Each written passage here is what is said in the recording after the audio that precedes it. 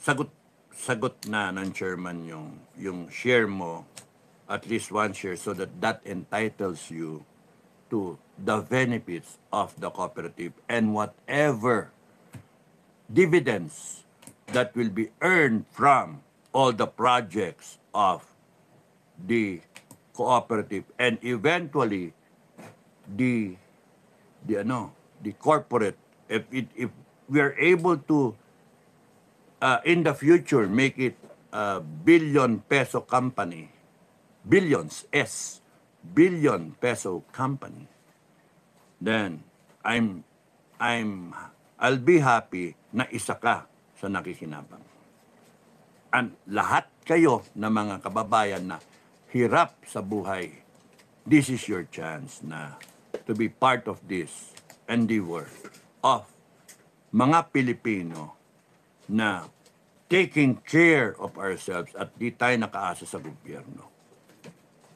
Whether gumanda ang gobyerno o lalong lumubog sa kumunoy, dito sa SFGF, we have each other.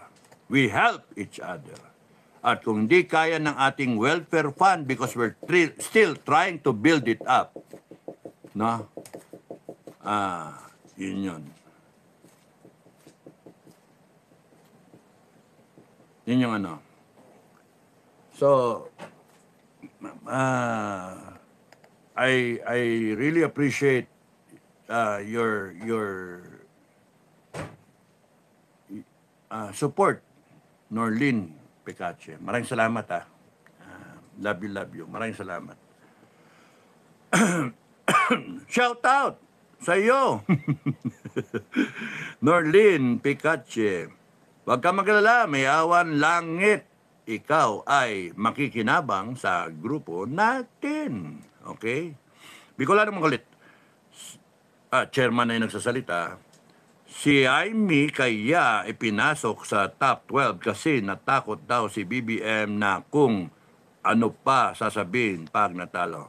Hindi. Aimee Marcos pumasok because in-endorse ng Inday Sara. Malakas ang hatak ni Inday Sara. Ngayon ang tanong dyan, ano ang agenda o ano ang intensyon ng isang Aimee Marcos? At lahat na rin ng kandidato. Ang bawat isa dyan, himay-himayin ninyo, tingnan ninyo. Yung karakter, yung intent, yung purpose. No? What's the driving factor? Kung si Aimee, titingnan ninyo, wala na yung Bongbong Marcos at yung Aimee Marcos na maglabing-labing magkakapatid. No. Ano na sila malayo na. No? The way na yung Aimee dati, tahimik lang, deadma. Nagsasalita siya, ano ba yan, napapaligiran ng demonyo, ganyan-ganyan. Pero dahil sa gaganong-ganon siya, nasira siya Imagine dati number 8, ngayon number 12. Kitang-kita nyo yung epekto ng kanyang association and her silence dati with BBM. Buti nga nahatak siya ni Inday Sara. Ang tingin sa kanya nga, Trojan horse. Ang tingin sa kanya, tatraudo rin. Second budol. Part 2, budol. Tinaas si Marcos, ngayon tinaas si Aimee. Now, you have to understand, Aimee. The Aimee Marcos is the eldest daughter of Marcos Sr. Her focus is her political career. And more than her political career is the Marcos brand name, which was messed up, fucked up by this BBM. Binaboy yung pangalan ng Marcos to the point, ang daming tao, even me, gusto ko pahukay yung doon, yung katawan. Libingan ng bayani, hayop ka, pinalibing yan. Tapos yung nagpalibing dyan, tarantado ka, sinuko mo sa INC. Sa INC. Sa Hague. ICC. Sinuko mo. Hayop. Napakawalang niya mo. Hugas kamay ka pa. Tatay mo pinalibing dyan, 5 presidente dumaan, hindi pinalibing. Ayaw mag-sacrifice ng political capital. Ang Duterte dumating, pinalibing ka, yung tatay mo. Dapat ikaw eh. Pinalibing yung tatay mo, wala kang utang na loob. Anong klaseng tao yan? Yung nagtaas ng kamay mo, yung nagparaya, hindi tumakbong presidente at nagbise pinakiusapan ninyo para madala ka, niratrat ninyo. Ha? Iimpis pa ninyo, pinabayaan may mga buwitre sa paligid mo para atakihin ang Inday Sara. Siraan ang Inday Sara. Napakawalang yamo. Wala kang kwentang tao, BBM. Yun yung totoo. May magalit ka sa akin, gusto mo, pero yun ang totoo. Perception. What you think is not important. What we think matters. Because it is the perception of majority of the Filipino people that you are a bomb president. You are a drug-addicted president. And you do not care about the Filipino people. You do not care about the Marcos name. Now, this Amy Marcos, your sister, she cares about the Marcos name. That's why she's trying to salvage the situation. She's trying to save the brand name Marcos man. Ikaw, sinisira mo ang Marcos. Kaya walang kwenta kang ano. Buti nga may kapatid kang Amy na kahit papano tried to save the friendship with Sara Duterte. Matapos mong birahin ang Inday Sara, traidorin mo ng traidorin ang Inday Sara. Buti nga na save, and you can see the character, mga kababayan, of Inday Sara, na hindi siya bengansador. She doesn't show so much hatred. Na hindi ko na kayo sabi, putangin ninyo, mga pare-paras kayo. Hindi. She listens. She understands. And that is character. And for me, pwede yang tumagpatakbo ng Pilipinas. Hindi ako nagsisip-sip. Talaga. Wala akong paki sa posisyon. Dapat nga kayo mga leader, mag-agree kayo. Walang posisyon. Bayaan nyo siya. She can discern what is right and wrong. Sabihin niya, matigas ang ulo niyan, hindi nakikinig sa tatay, hindi nakikinig sa mga kapatid. Kasi she is a person by herself. She has her own diskarte, her own character. Hayaan niyo siya. Siya ang bahalang managot sa langit. Direct line siya sa langit.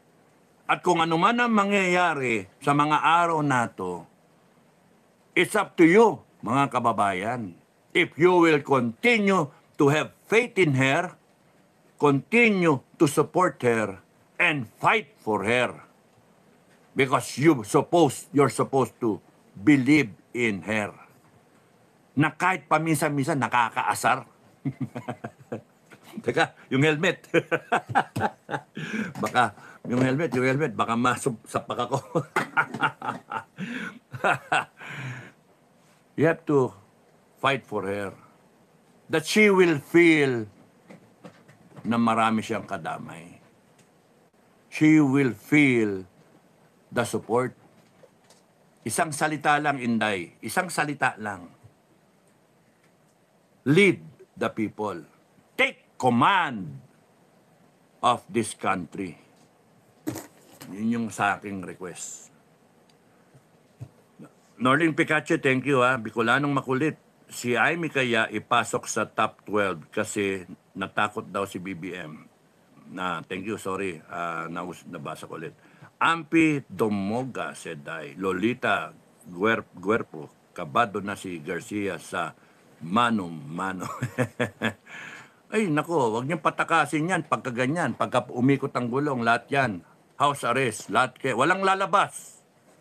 Walang lalabas. AAPPNP, when the Filipino people, the sovereign Filipino people, take command of the entire country, the entire government, the Filipino people stands up and then enforces its right as a people, as the sovereign people, enforces their sovereign will, upholds the Constitution.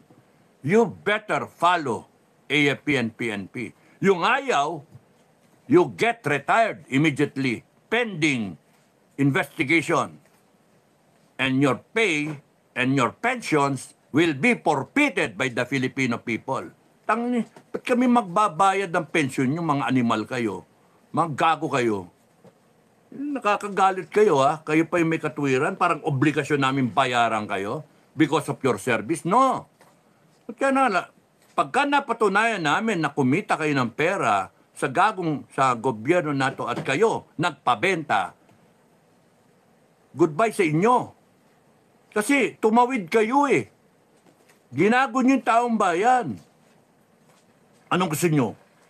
Makiusap pa kami sa inyo? Gusto nyo depensahan namin kayo? You're the one supposed to defend the people. Ba't namin kayo poproblemahin? Simple lang. Are you with us or are you against us? Ganun lang. Yun ang tanong. AFP-PNP, yun ang isipin nyo sa kukote ninyo. Are you with the people or are you against the people? Because if you are against the people, AFP, good luck. Dami namin. Dami namin. Kakampi namin ng langit. Kala ninyo, buo kayo? It is a facade. It is a dream na buo kayo. Hindi. Hati kayo. Because the idealistic officers and men will go with the people. Ang matitira dyan, mga general. Kala ninyo, di kayo nag-iisip. Pamilya nga ng mga sundalo, kakampi ng taong bayan eh. Di kayo nag-iisip. At isipin ninyo na yung taong bayan ang may power and anytime they can disband the armed forces and the PNP. Anytime they can retire from the service, anyone from all the generals, deep selection, lahat ng PMA classes, lahat kayo, hanggang colonel, gusto nyo eh, makakita kayo, exhibition, gusto nyo? Walang tatayo sa inyo. Paki namin kung ayaw nyo tumayo. Simple. Lahat ng kernel, pataas, disbanded, ano na kayo? Retired. Dishonorable discharge. Ano, abla kayo? Dali-dali niyan eh.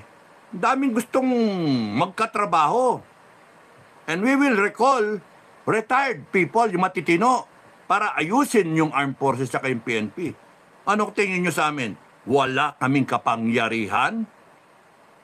Matakot kayo sa taong bayan. We can recall anyone from the MUP, retired. We can recall anyone na sa tingin namin, matitinong tao to, unblemished record, mga incorruptible. And the first duty is, ayusin nyo ang armed forces. Meron kayong 1 taon. You are hereby reappointed with the rank of 4-star, 3-star, 2-star, 1-star. Ayusin nyo. Yun yung ano. Huwag nyo kaming ginagago. Alam namin yung power namin. Alam namin yung power namin. Yung taong bayan, pagka tumayo yan sa galit, pagka tumayo yan, matakot kayo. We will declare. And Inday Sara will be president. So, ang tanong, impeach? ED, impeached? Or 18th president? Kayo ang huhusga. Kayo, taong bayan.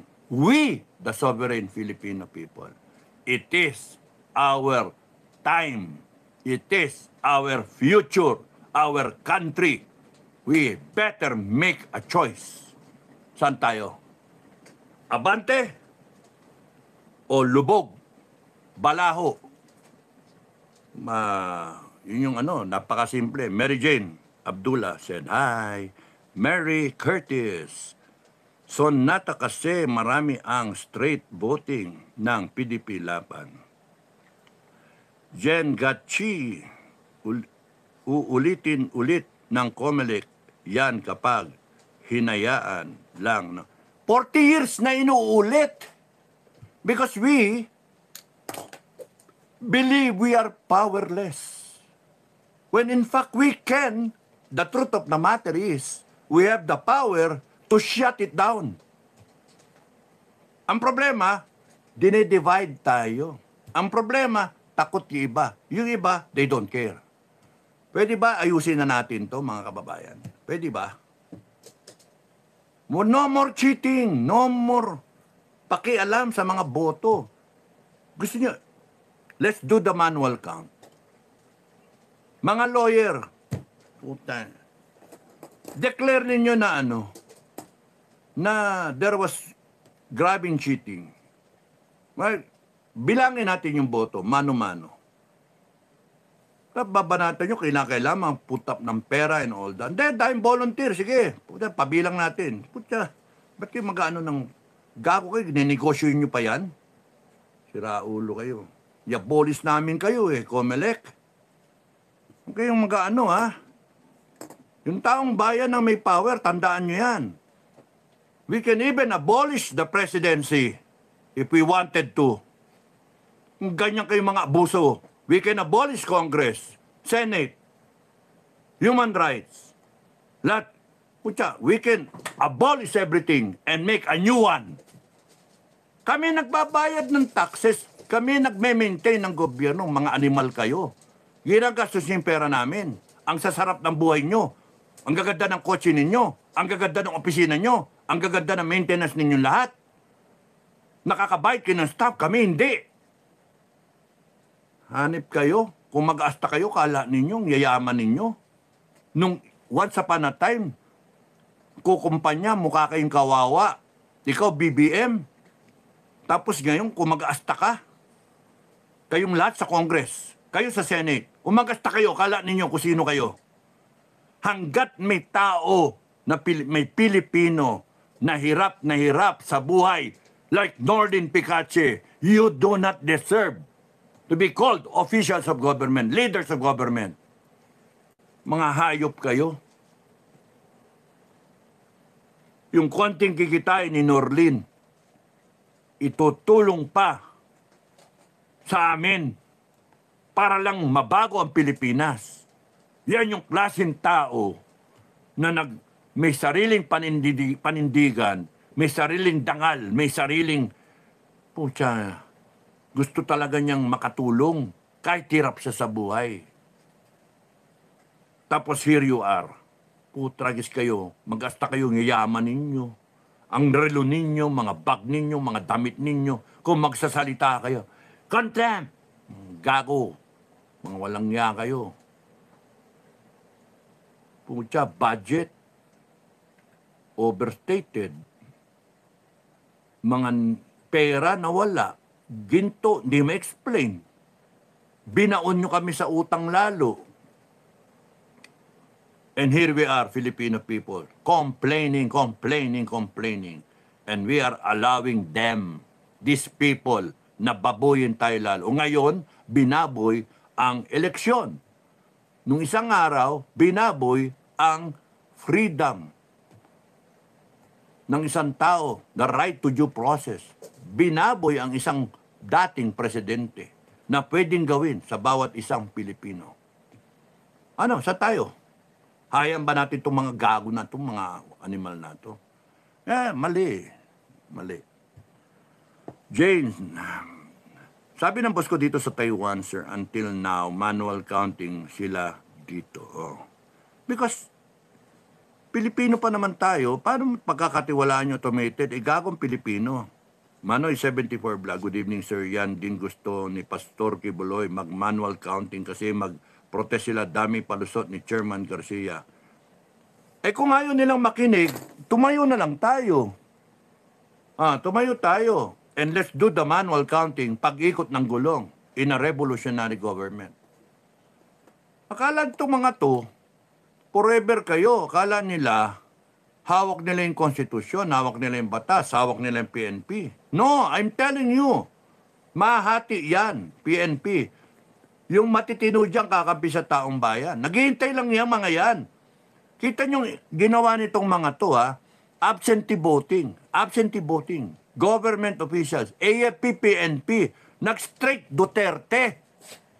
Duterten. Protest vote. Sama ng loob nila. Sa gobyerno nila na pinagsisilbihan. Nag-strike Duterte. Ano lumabas? Yan.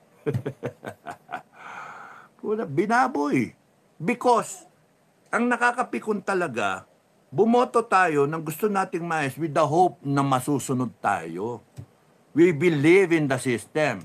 And these people do not care about the system. Binababoy nila yung sistema. And nakakagalit yon. Kaya kayo, pagka hinayaan nyo yan, nasa inyo yun. You deserve a shit country. Yun sa ano. Ay, nako. Kaka-stress, di ba? Stress tayong lahat. Mayor Ching pa, mas maganda nga, manual cap. Mahirap dayain, lalo na may camera at cellphone ngayon. Correct. Maybe, mabibideo sila pag manual. Correct. Dapat dito, mga kababayan, pagka cheating sa eleksyon, summary execution. Kita mo kung di tumino yung eleksyon natin eh. Summary execution. Pagka ikaw nandaya ka, bang! Patay. Okay, loko, pila kayo sa luneta, parang panahon ng Kastila. Preparen! Apinten! Fuego! Bungkunana! Hanip yun. Then lahat naman daya sa eleksyon, di tumino yan eh. Kasi nga walang takot. Kasi itong mga binoboto ninyo, ayaw ipasa ang death penalty. You see? Paano? Boto tayo ng boto. Hindi nyo alam yung mga issues. Boto tayo ng boto. Kahit matino na tayo, alam na natin yung issues, dinadaya naman tayo. 40 plus years na, ilang election yon. Divided by 3. 42. Divided by 3. 1, 3, 3, 1, 2, 14 elections. 14 elections. Hanggang ngayon, ganyan pa rin. Dayaan pa rin. Every election time, every 3 years, dayaan. Saan tayo up? Paano tayo titino niyan? Subukan mo. Pag may dayaan, barilin mo sa luneta yung chairman, lahat ng commissioner. Hindi tumino yan eh. No, sir, okay na sir. Matino yung election. Ay, mga yan. Sino ang politiko mandaya dyan? Barilin mo sa luneta. Hindi natakot lahat yan. Wala kasing takot kasi walang death penalty. Kaya nilang gawin yung ginagawa nila ngayon kasi alam nilang walang parusa at walang mahuhuli. At kung meron man, ano ginawa? Andy Bautista, tumakas. Now living a good life. Si Garci, ano nangyari? Nasaan na si Garci? Nakulong ba?